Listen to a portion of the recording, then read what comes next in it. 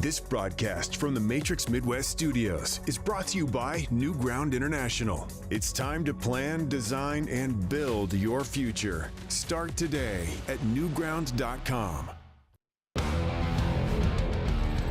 Welcome to The Fight on Matrix Midwest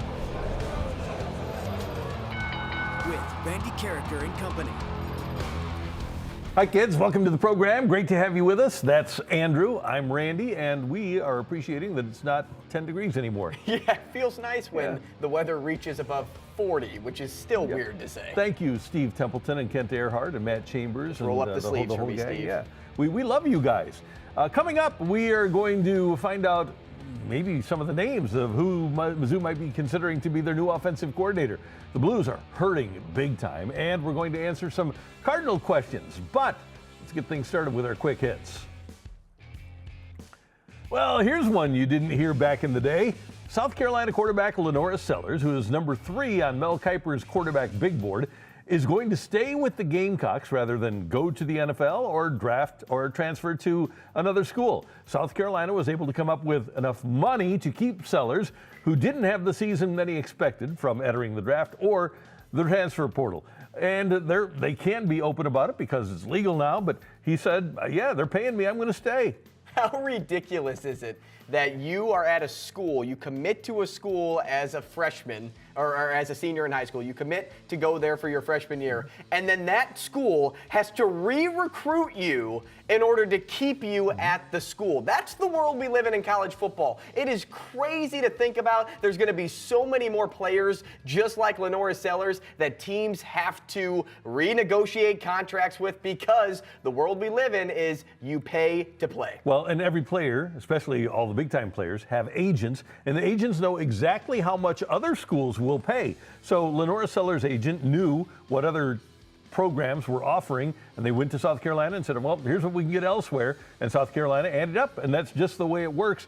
This is business. This is free enterprise, and it's at work in college football, and it really is remarkable. And I know Eli Drinkwitz said that he really didn't mean it when he said that Matt Zollers and Donovan Alubade, that they would have to get more money, but they do. And their agents know how much other schools will pay them, and so Mizzou's going to be in the exact same situation with their quarterback that South Carolina is with Sellers. And players like Lenora Sellers can and will continue to do that because he was a guy that was a Heisman frontrunner last season before he had a down year. So there are players out there that know their value, know their worth, and if you're not worth your weight in gold, the school will just say, nah, we're not going to renegotiate with you. Have fun somewhere else. More college football with Mizzou offensive coordinator Kirby Moore getting the head coaching job at Washington State. There's no shortage of possibilities to replace him on Eli Drinkwitz's staff. Among the names being bandied about, Falcons assistant Dwayne Ledford, who was with Drink at North Carolina State, former Edwardsville quarterback and former Mizzou assistant Jimmy Doherty, who is the OC at Washington now, and former Drinkwitz assistant at Mizzou, current SMU offensive coordinator Casey Woods. And there are going to be other names in the mix, but those are 3 logical ones that have a connection to Mizzou or Drink. And I love the grouping there because I really think it's important, for one, to start with guys that have coached like the offense is currently built. And at SMU, you can probably find that with Casey Woods. Now with, somebody that's in the NFL, it's kind of a toss-up. But when you get a guy in-house, too, you can find a way to just say, hey, how can we expand? You know the system. Now let's work it. Another guy I like is Garrett Riley. I know he's at Clemson. Clemson's a much better job. Well, actually, I don't know about that anymore. But I think 5 years ago, Clemson's a much better job as an OC. Maybe Mizzou is vying for a spot similar to what Clemson is today. I don't think Clemson's paying their coordinators what Mizzou's paying theirs. And that's the other thing. Garrett Riley, brother of Lincoln Riley, and his offense with TCU was Max Duggan, a guy that's a mobile quarterback. His offense with Clemson, Cade Klubnik, mobile quarterback. You have that in Bo Pribula. So find somebody that you can just set right into this offense and go. And by the way, with Corey Batoon, the defensive coordinator, and Kirby Moore, Drinkwitz had no previous association with those guys. He interviewed people and found the best people that he thought would be able to fill the job. So it likely will be somebody that we really don't have an eye on right now. The Heisman Trophy ceremony on Saturday felt more like background TV than must-watch TV, and that's not a shot at the players. It's a sign of where college football is right now and where it's headed. With the final spotlight coming down to Indiana and Vanderbilt, it marked the first time an Indiana player ever won the trophy, but it also lacked the star power that fans are used to seeing from blue blood programs, like when Cam Newton won, or when Sam Bradford won, or when Tim Tebow won. Those guys were established superstars. And I think we do have the new normal. And I think one of the issues here, again, is the transfer portal. Players become stars at schools. Tebow did, Bradford did, Newton did, right?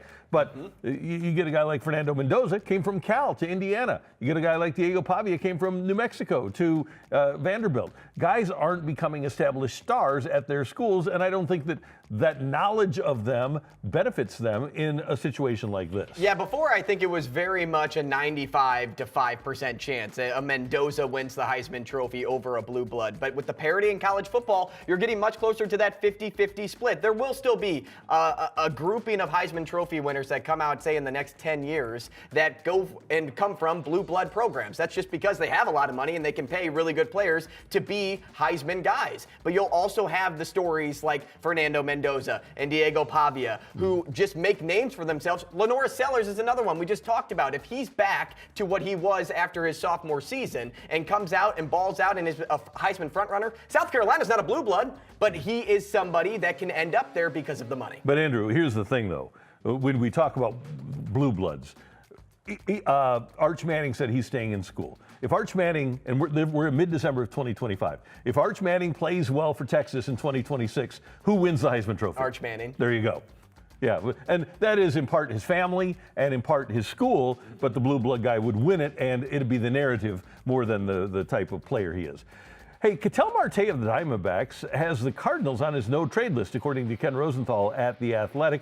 And that raises a big and uncomfortable question for Cardinal Nation. How many other players feel the same way? It wasn't too long ago that Paul Goldschmidt and Nolan Arenado forced their way to St. Louis, and Wilson Contreras and Sonny Gray couldn't wait to sign with the Cardinals.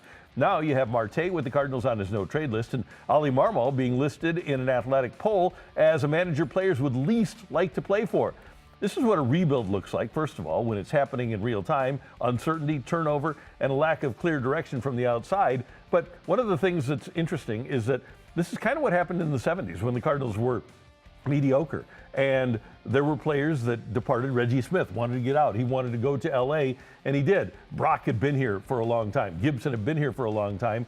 But there were players that wanted to leave St. Louis, and I would guess back in that day, if they would have had no trade clauses, people would not have wanted to come here because it wasn't a fun place to play anymore. That all changed with Whitey Herzog. This just happens. It's inevitable sometimes, and especially in the market that St. Louis plays in, where you have to rebuild this farm system to get them back to dominance. It's very rare to have the longevity that St. Louis was able to have over the course of just the Jocketty years and on. And so, as I look at the Goldschmidt and Arenado situations, there will be times, again, in just say 3 to 5 years, where players are going to want this to be a dream destination and go to St. Louis and play in front of the best fans in baseball because they will return when this team continues to win, and then it will be a perfect marriage again. I don't think players care about that anymore. I think it's all about money and climate, and that's why they want to go to the Dodgers, they want to go to the Padres.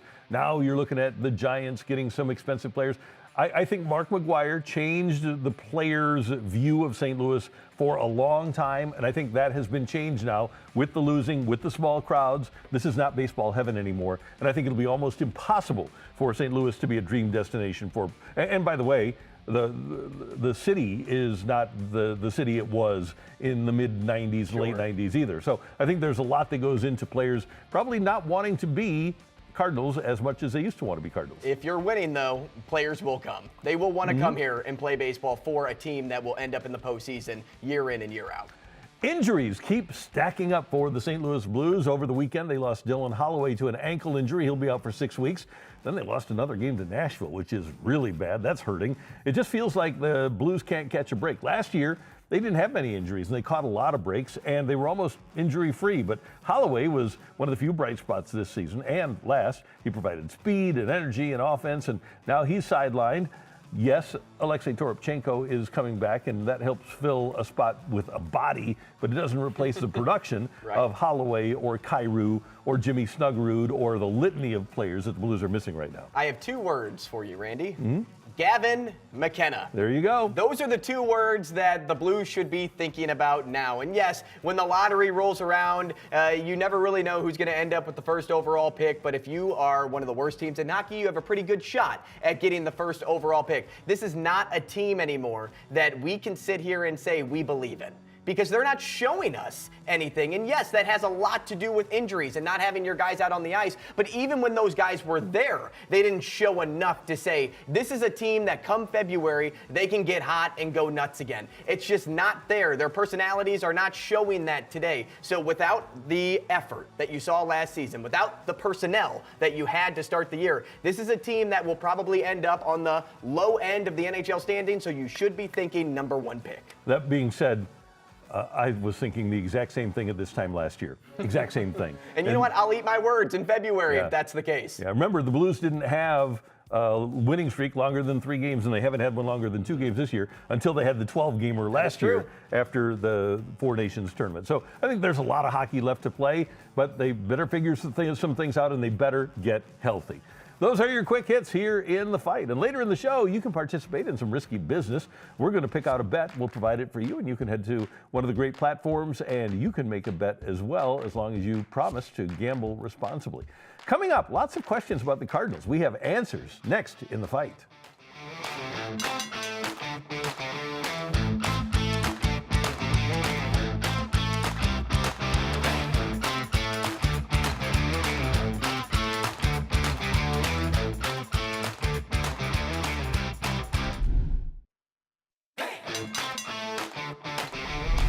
Our friend Katie Wu reports that the Mariners and the Giants are the 2 teams with the inside track to pry Brendan Donovan away from the Cardinals. From Seattle, the Cardinals reportedly are interested in switch pitcher Jurangelo Sanjay and 6'5" left-handed hitting outfielder Lazaro Montes, the Mariners' numbers 7 and 3 prospects, according to MLB Pipeline. From the Giants, the names are infielder Gavin Klein and left-hander Carson Whisenhunt. Those 2 are San Francisco's 3rd and 7th ranked prospect. Which package for you, Andrew, is more attractive? I think it's the Seattle one, number 1, because you have 2 prospects that are currently in Major League Baseball's top 100. Now, the lefty is that the lefty for the Giants is somebody that's already seen Major League time. So that is a benefit there for this team to not only have a guy that could either come out of the bullpen right away for you and provide that left-handed arm, or you could find a way to mix him into the rotation with the smattering of other players that you have. But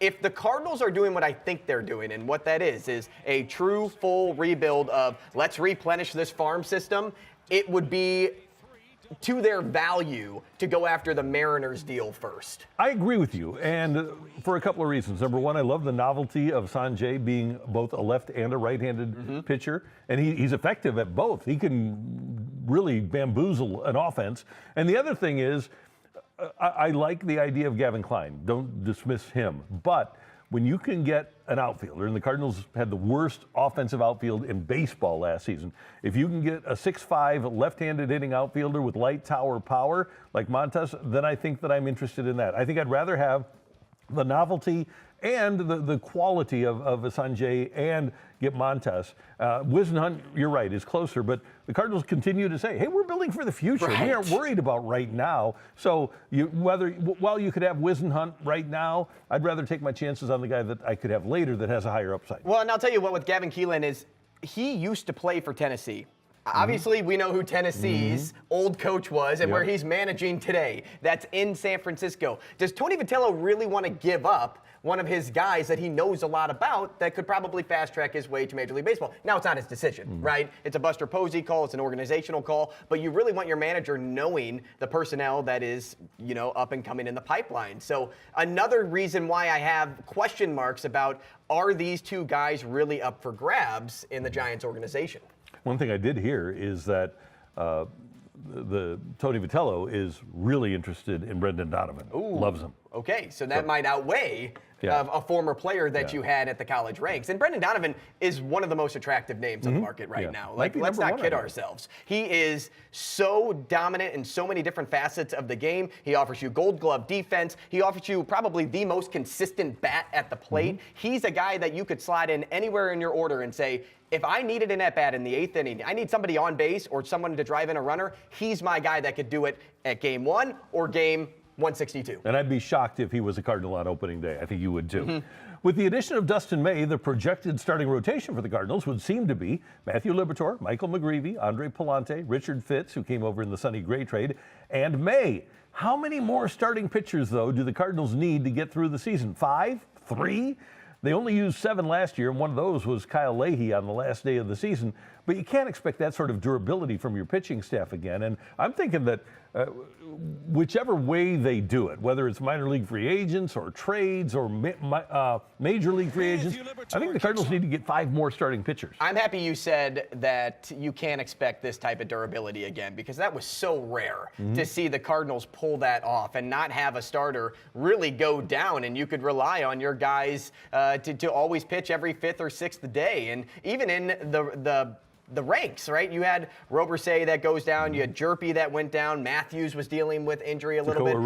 And Roby too. But you weren't really having your starters go down. And so the Cardinals got away with not needing a call-up to replace a guy because they had their guys stay healthy. It's going to be uncommon, to say the least. So, yes, I think the Cardinals need at least 3, but I would be more comfortable with 5. Yeah, and you can pitch those guys down at AAA, and I know you're going to have a loaded AAA staff, but those guys aren't going to be ready for the majors. So if you have to have some guys pitch at AA again, so be it. You just want to have people stretched out so that you don't hurt people like Liberatore, that you don't stretch out a guy like McGreevy more than he should be stretched out. And by the way, Dustin May's never been healthy for a whole season. So I think we can count on him being one of the injured guys, right? Right. Well, maybe not, though, right? Maybe he's going to drink the water that St. Louis drank last season and stay healthy for a full season. Now, another name to watch out for, Liam Doyle, the first-round pick that the Cardinals got this past season. He's somebody that could easily find his way into the rotation by season's end. But going back to what we keep talking about, if the Cardinals are in rebuild, do you really want to rush him up and make him a pro right away? I'm probably more curious and intrigued to see Quinn Matthews at some point. Yeah, I'm with you. I want to see him too.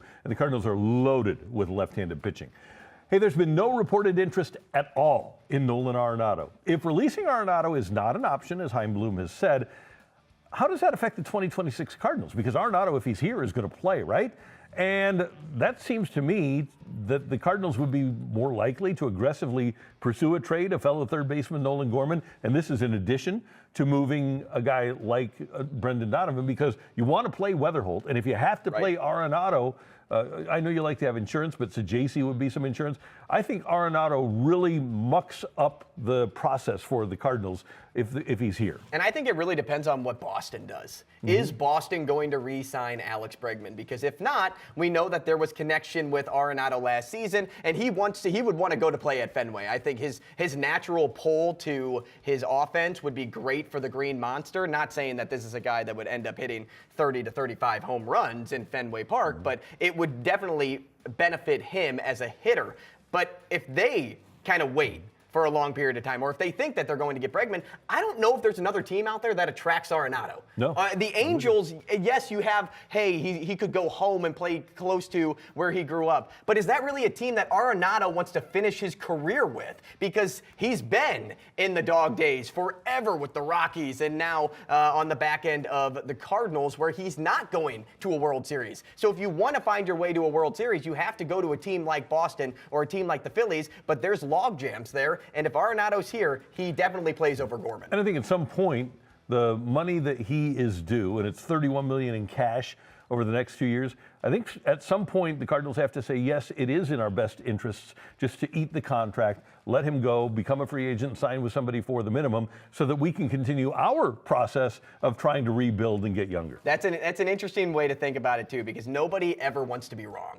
No one ever wants to eat that sort of money and just admit failure, right? You just kind of want to ride it out, or maybe hold on to hope that he could be something again. His defense is still fantastic. He's definitely somebody that you want to lock down the hot corner, but his bat just isn't good enough to entice those postseason teams right now. Hey, come get him at this price. We talked earlier about Ketel Marte of the Diamondbacks having the Cardinals on his no-trade list.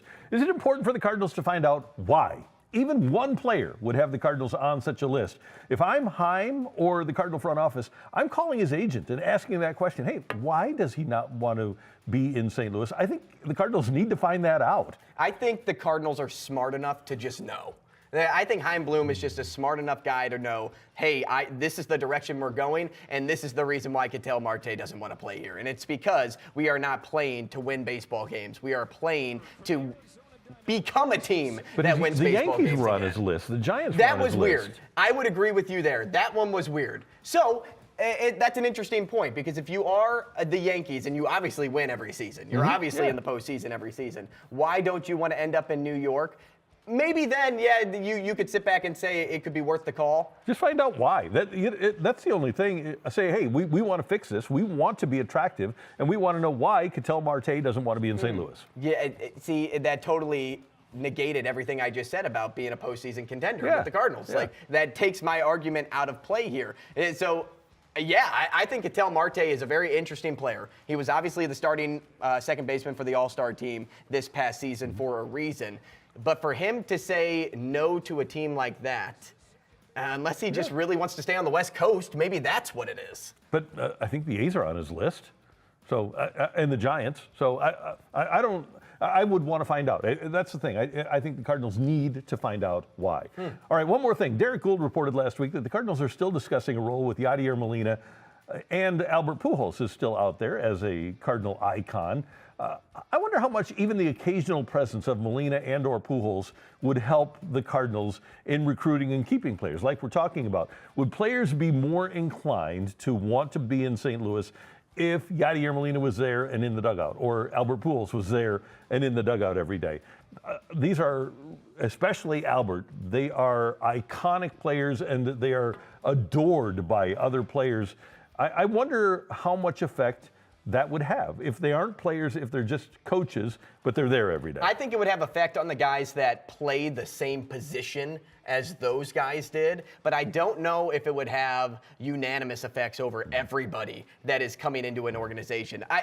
You know me, I'm a big proponent of surround yourself with greatness. And those two guys are the best to ever do it at their position. And a lot of people say Pujols could be the next best manager in baseball if a team were to just give him a chance. So in terms of personality, yes, I think that they could draw a lot of people here. And I think it's a good thing to have them, but I don't know if it's a totality sort of draw where a center fielder is just like, yeah, I want to pick the brain of Yadier Molina. Well, and you know how, like in the NFL, at the end of the season, we get down to like a fifth or sixth or seventh tiebreaker, and then they do a coin flip. I would think that would be like a fifth or sixth or seventh tiebreaker, because money is going to play a role, competitiveness is going to play a role, climate is going to play a role, city is going to play a role. There's a lot of things that will obviously come in ahead of having a coach or a player with you every day. What you could guarantee, though, is fan return in the early goings if those two guys were in the dugout sharing a spot. Now, would it last all season? Who knows? That would go back to the win-loss total again. But when Yadier Molina was in the dugout this past summer,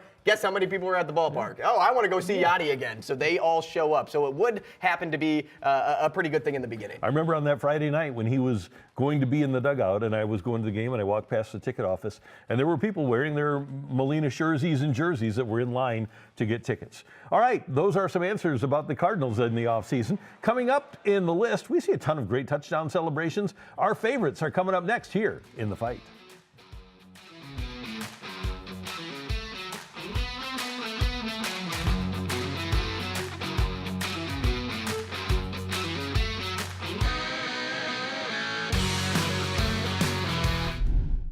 This broadcast from the Matrix Midwest Studios is brought to you by New Ground International. It's time to plan, design, and build your future. Start today at newground.com.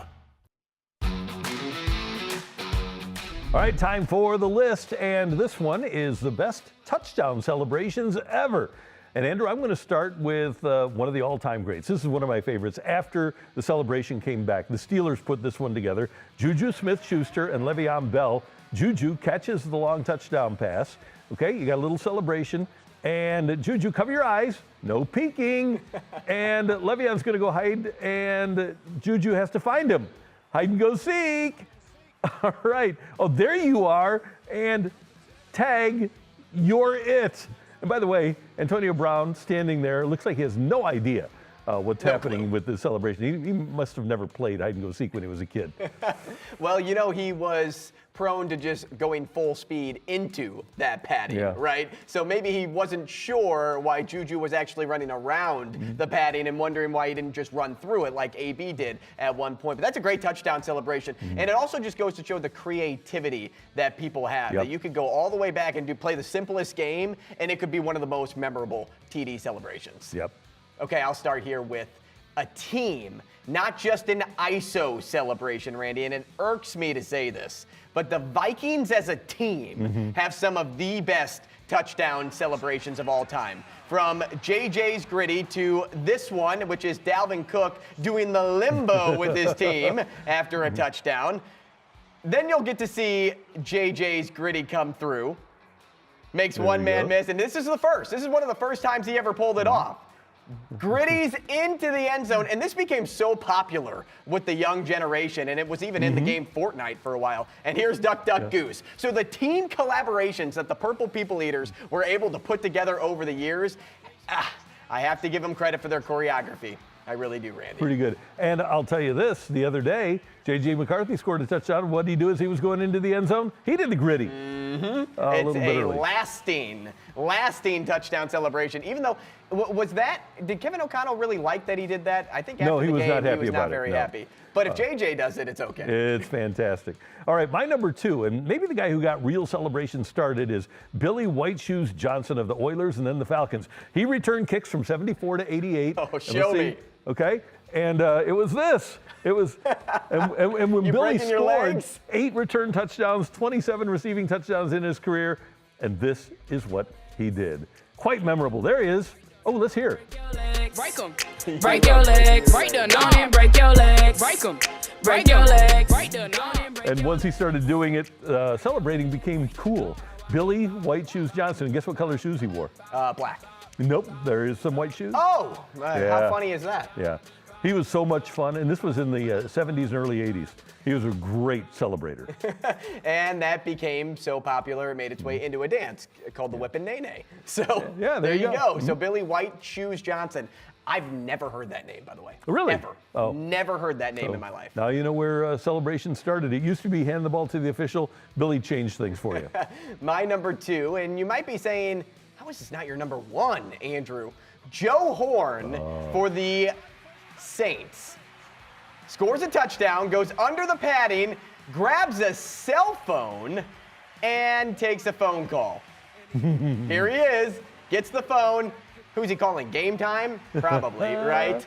This, you'll see a flag come flying in at some point. That is one of the best touchdown celebrations, which led to Michael Thomas there scoring a touchdown for the Saints. And he's like, there was this guy named Joe Horn that used to play for our team. He caught a touchdown before and did this. Why don't I do the same thing? Let's dial up a number. Maybe I'll call Joe Horn and say, hey, man, look at me. I just scored on live TV. An iconic touchdown like that to be carried over to the game today just goes to show how, unforgettable, I think is a great word, is for a TD celebration like that. Yeah, that was one of the all-time greats, and Joe Horn was one of the all-time great smart Alex when the Greatest Show on Turf was going, and the only real rivalry was with New Orleans, and they would split with the Rams every year, and he'd say, can it really be a rivalry if one team never beats the other?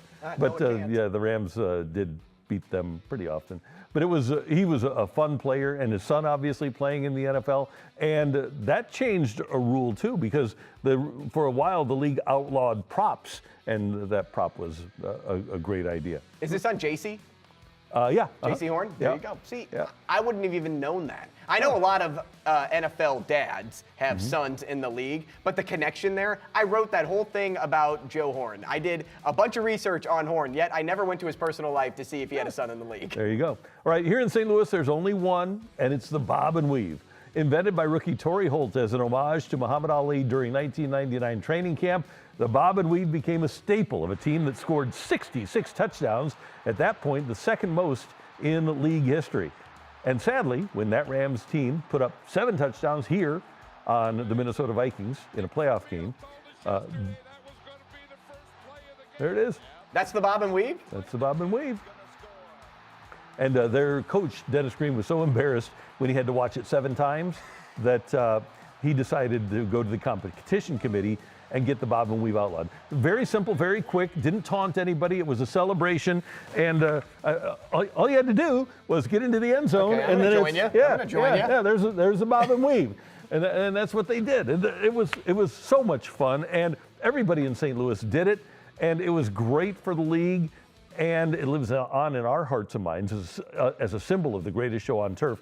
Man, it was fun. 66 times. Yeah, celebrations are just so great for the league in every way. So you mentioned how everybody did it, to probably the fans in the stands doing the bob and weave. Oh, yeah. Anytime Cooper DeJean breaks up a pass and does this, and they show the sidelines, what is everybody doing? This. There you go. So if you have a memorable thing like that that's fun to do, and the fan can say, hey, I want to be like Torrey Holt, yeah, I'll bob and weave all the time with how good that greatest show on turf team was. That was a lot of fun. Hey, Terrell Owens, Randy, has always thrived at the intersection of brilliance and controversy. But nothing screams legendary touchdown celebration like the time he catches a ball and to celebrate, goes into his sock, pulls out a Sharpie, and signs the football. This audacious stunt wasn't just a moment of personal flair. It became an iconic piece of NFL history, too, because whoever got that football and now has a signed ball. It was his agent. Oh, there you go. So he knows that he's going to get that football back and no one's going to sell it. But he is, to me, the ultimate provocateur. Oh, and he had the one in Dallas where he went to the Star and celebrated on the Star, and then Emmett scored a touchdown and went to the Star and celebrated, and then when T.O. went back to the Star again, George T. just went and leveled him. It was great. It was great. And I'll tell you what, and I was looking, you had the rowing the boat celebration that the Eagles did. Philadelphia does a lot of really good ones. Any defense today, like there is like a handful of really strong defenses in the NFL that if they get a takeaway, they will sprint 80 yards if it takes 80 yards to go the distance into the end zone and come up with something to do, kind of like what I showed you with the Vikings. And there were a lot of honorable mentions I saw too, Randy. Chad Ochocinco was another guy that I'm just like, man, he kind of has a little T.O. in him where he just kind of wants to push people's buttons. He's somebody that I was actually shocked I didn't find him on either of our top threes. Well, and one time, first of all, he needed to be a better player. And one time he scored a touchdown and he bought a gold jacket and put HOF. I saw and then, that, with a 2-0 blank, blank on it, question mark. And if you're going to be a gold jacket guy, you can do that. But if there's any question about you ever becoming a Hall of Famer, you can't be wearing the gold jacket. That was not now. That's a good T.O. point. grabbing the pom-poms from the cheerleaders. Good one. That was another great one. Yeah. And the popcorn. Popcorn is good. I also really like the Salvation Army bucket with that Zeke, jumped into, and he got a penalty for that. Zeke had a lot of good ones as well, because he scored a lot for the Cowboys, but his Dak Prescott one, where he's in the back of the end zone and he's doing the Dak Prescott, there's just a lot of creative people. Clearly, we are people that like the celebration. There's still a lot of fans out there that say, you know what, I just wish it'd be like Barry Sanders or Walter Payton, where you just hand the ball to the official. That's fine. Act like you've been there before, but if you haven't been there before, do something fun. At the end of the day, the NFL is in the entertainment business. That's it. That's the word. Right? And Roger Goodell recognized that and went to the people that make the decisions, the competition committee, and said, look, we're thought of as the no fun league. We've got to make this more fun. So give Roger Goodell at least a little bit of credit. Hate to. But he's the one that gets the credit for the celebration being back in the game. Yeah, entertainment is the key word there, because you don't tune in to watch football if you aren't there to be entertained. That's why a lot of people for years didn't want to watch Iowa football, Randy, because they scored 10 points and only played defense. But in the league, when you get high-scoring games, you get celebrations, you get, even in the XFL where they do the sideline mic'd ups, that's entertainment, and we like that for football. All right, coming up, we're going to build a parlay, a little risky business coming your way next here in The Fight.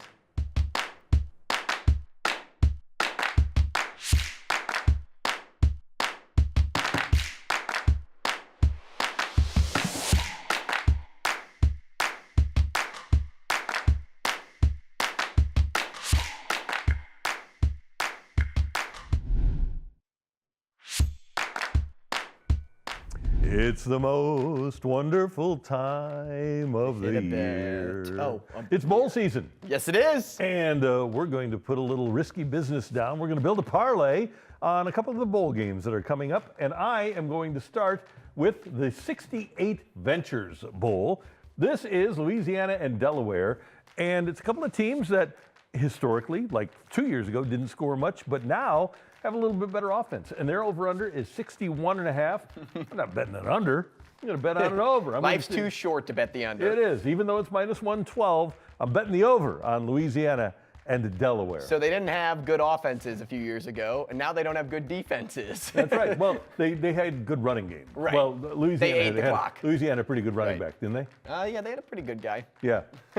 Okay, mine for you is the Cure Bowl, Oh, Randy. yeah. And South Florida has been one of those teams this season that's just been awesome. I know Old Dominion always finds themselves in a bowl game at year's end, but South Florida has been in the rankings, out of the rankings, back in the rankings. Did their coach go to Auburn? College? Yes, Okay. Golish went to Auburn. Yeah. Minus 155 is the money line. I just don't see a world where they don't cover here. I know it's the underdog play, but 3 points, give me the key number. Even if it's a push, we can still hit with Randy's over and make a smaller amount of money. By the way, this is the Old Dominion football team at the university. correct. This is not the trucking company that has just put together a team for a bowl. If it was, I would hammer the over. Yeah, or the band, by the way, Old Dominion.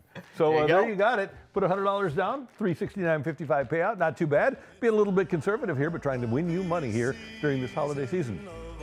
I thought this was going to be Old Dominion. Capital One Bowl season. Thought he was that fast. He had an Old Dominion song in waiting. Friends start to call. It's the happiest season of all. All right, coming up, we've got Take It or Leave It and story time with Uncle Randy here in The Fight.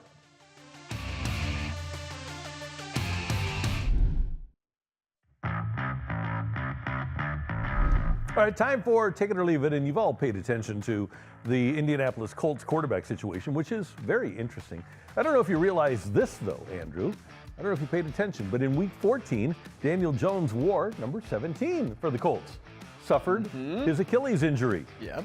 He gets put on IR, and Phillip Rivers comes in, and the very next week, he's wearing the very same number 17. He does wear 17. How about that? So take it or leave it. Franchise quarterback Daniel Jones should feel a little bit disrespected. I'm happy that you did this with that because who knows anymore if he's going to be a franchise quarterback. He was starting to look like he could have been. I would feel a little disrespected, but I would also hope that he got clearance to give 17 over to Phillip. What's the clearance, Clarence? I'm going to leave it because I think Daniel Jones, smart guy, Duke guy, and he knows that Phillip Rivers, who, by the way, is an NC State guy, so they probably hate each other, but he knows that Phillip Rivers is a Hall of Famer. Right. Right. And he is a franchise quarterback. He Phillip was, Rivers. yeah. So, yeah, was. Phillip- He might be is today, right? Yeah, right. So, no, I bet you that Daniel Jones isn't too bothered. He'll come back next year wearing number 17, and Phillip Rivers will not. Or maybe Phillip Rivers said, hey, man, I'll give you a little something to wear your number. That might be. That Might could be an under-the-table gift, but Yeah. maybe he's rolling around in a golf cart right now. By the way, unbelievable note here. This is great. So Phillip Rivers, once you're out of the league for 5 years, you lose your health benefits if you're an NFL player. He comes back. He's got 10 kids. He comes back, and he gets the health benefits for 5 more years. That's awesome. That's right? great. For the 10 kids. And they age out, but his oldest is 23. So his entire family is going to get NFL player health benefits for another 5 years because he came back for this. Man, that is incredible. Maybe that's the real reason he came back. That to might football. be. Cleared for takeoff. Might be. Roger. Huh? LA departure frequency 123.9er. Roger. Huh? Request vector. Is Over. it here? What? Are we getting here Flight about clearance? 209er clear for vector 324. We have clearance, Clarence. Roger, Roger. What's our vector, Victor? Oh, man. Academy Award for Best Movie of All Time. Yeah, Airplane. it is. It really is one of the best movies of all time. And No, Don't it's Call the Me best. Shirley. Okay, my former college quarterback, Patrick Mahomes lookalike Dylan Raiola, Randy, has hit the transfer portal, and he's somebody that's bounced around forever from high school, and now he's doing it in college. Take it or leave it. He ends up at Texas Tech. So there's a movie called Single White Female about a woman who emulates the look and the style of another woman. Just totally kind of steals her identity. Totally taking it. This guy wants to be Patrick Mahomes, and he's going to do it. The only other spot I had Except for a the guess for throwing part of would it. have been USC because he's worked close with Lincoln Riley. But Lincoln Riley has a guy right now. He Pretty already good, has yeah. a quarterback that Yep. he doesn't need Dylan Raiola to take over for. Mm-hmm. So, Texas Tech, if you lose, Jacob Rodriguez is their guy, right now? Mayava. No. I mean Texas Tech. Oh, yeah. Jacob Rodriguez Yeah, is their right. guy right now. Yep. So when he goes and ages, Texas Tech's going to have an opening. This is just a perfect time for There him you to go to Texas It'll be Tech. absolutely perfect. How about that? That's pretty fun. All right. That is Take It or Leave It, and it's time now for Story Time with Uncle Randy. And we're going to put the wheel up. We're going to spin for a decade, and then we're going to spin for a sport. And I will come up with a little story for you, and we're going to look at 1990s. Okay. And then a sport for you, okay? I'm going to guess hockey. Let's see. We've got a little... All right. Okay. I will gladly take 90s All right. baseball. 1990s. The Cardinals were down in the early part of the 90s, okay? And Tony La Russa comes in, and they bring in all of these free agents. First of all, you bring in Bennis, and you bring in Dennis Eckersley, and you bring in Gaetti, and you trade for Royce Clayton. You got all these guys. But the guys that you still had were Ozzie Smith, didn't play as much, Ray Langford, and Brian Jordan. You get to the playoffs in 1996 against the Padres. And the guy who came through was our buddy, Brian Jordan. And I think it was a best of 5. And Brian Jordan steps to the plate in San Diego after the Cardinals had forced Game 5. And BJ, late at night, by the way, West Coast, a late West Coast playoff game, and Brian Jordan winds up hitting the game and series-winning home run in the 9th inning to send the Cardinals on their way. Look at this. Tyler's just unbelievable. He's on Okay, it. this is the triple against the Braves. Okay, so this was that's the home run against the Braves. I'm going back to the Padres in the first round. Brian did hit this one. He also hit a triple against the Braves to win Game 5. And that was in the CS. They wound up losing after being up 3-1. They get outscored like, it was like 45 to 3 or something, Right. or 4 in the last 3 games of the series. But Brian hit that one in Game 5 to put the Cardinals up Game 4, 3-1. They lose Game 5, 6, and 7. But Brian Jordan, it was one of the guys that wasn't a Tony La Russa free agent that wound up being the hero in the playoff series against the Padres, and ultimately he would have been the playoff hero against the Braves if the Cardinals would have pitched Alan Bennis in one of the last 3 games. How do you lose 3 games and get outscored by that? Oh, it was like 14-1 and 12-0, I think, were 2 of the does that scores. even happen? The other one wasn't bad. The other one was like 2-1, but they just got absolutely smoked. Okay, here's Brian. Boom. Oh, Nice man. pop on that bat. Yep. He is such an incredible athlete. He looks like he could still play. But that won the series against the Padres. My guy, Brian Jordan. 1996, little baseball for you. Let me ask you this, because there's a lot of people out there that watch our show that never watched Brian Jordan. If Brian Jordan was a player today on the Cardinals, who kind of embodies like his sort of game? Well, he was more athletic than Walker. You'd think that Walker could be a football player, though, right? Right. So Brian was a safety, a Pro Bowl alternate safety in the NFL. I would think Jordan Walker would A more probably, athletic Walker. because Brian could run. He's a 5-tool guy. Run, hit for power, field, and throw. He could do it all. Do we really have a 5-tool guy? Not really. I think the closest thing would probably be Jordan Walker if his game ascends. So, Brian Jordan, can you make your way to spring training for us and just hang out with Jordan Walker the entire time for me? Brian Jordan, Jordan Walker, both Atlanta guys, by the way. There you go. BJ's down It's a in match made in Atlanta heaven. now. Yeah. All right, time now for this date in sports history. And on this date, back in 1974, the football Cardinals scored 26 unanswered points in the second half, and they clinched the first playoff spot in St. Louis NFL history with a 26-14 win over the Giants. Second half touchdowns for the Big Red, Jim Hart. Oh, let's see. Can you find Ken Willard down there, number 20 in the end zone? Let's see if you can. Or this might be the Jackie Smith touchdown. Yeah, that's Jackie. That's the Jackie Smith throw. touchdown. And then a couple of touchdowns for Terry Metcalf, one of the more underrated players in the history of the league.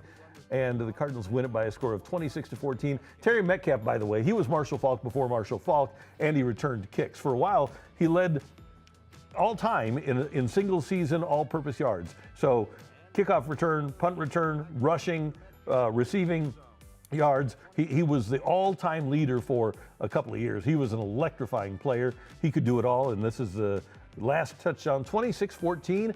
10-4 record, and by the way, they came here in 1960. That was their first playoff game in 1974. They lost to the Vikings in the first round of the playoffs in sub-zero temperatures at Metropolitan Stadium. How fun was that, though, the very first playoff, once you knew they secured it? It was unbelievable, and I never have forgotten. Back in the day, we had these things called newspapers, and what are those? Yeah, it was pretty cool. And I remember getting up in the morning the very first time that they were good. They started off 7-0, and it had always been, when they were 4-9-1, 4-9-1, 4-9-1, 3 straight years. They started off 7-0, and that's on the front page top fold of the newspaper that the football Cardinals were doing. Wait, you actually held paper in your hands? Awesome. Those were the days. Yeah. Golly, you must have lived in the Stone Ages to have I did. the paper in your hands. But it was so wild to see the newspaper on the news section, right. And we took it over. We, the football people, took it over. It was pretty great. Yeah, that's great. It really is cool. It was fun, and they were good, man. Those 3 years were really fun. The Cardiac Cardinals, 10-4, 11-3, 10-4, and then they fell off and got back to where they always had been. Hey, we're always available on the KMOV app. You could download that, or download the new Matrix Midwest app. There you can find our podcast, and you can find a lot of the things we do here in the fight. And you can go to your favorite podcast platform and find our podcast there. And you can always sign up for the actual fight, which we air on Wednesdays. We record on Tuesdays. Just find the form and sign up, and Andrew will get in touch with you, and we will have you on the fight. And we will try to see if you can take down Randy, who is red hot right now. Yeah, see if we can close out 2025 in good fashion. Trying to do it.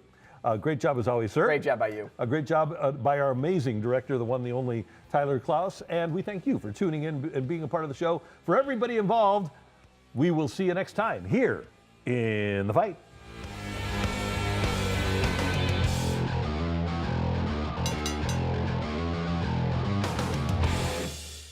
This broadcast from the Matrix Midwest Studios is brought to you by New Ground International. It's time to plan, design, and build your future. Start today at newground.com.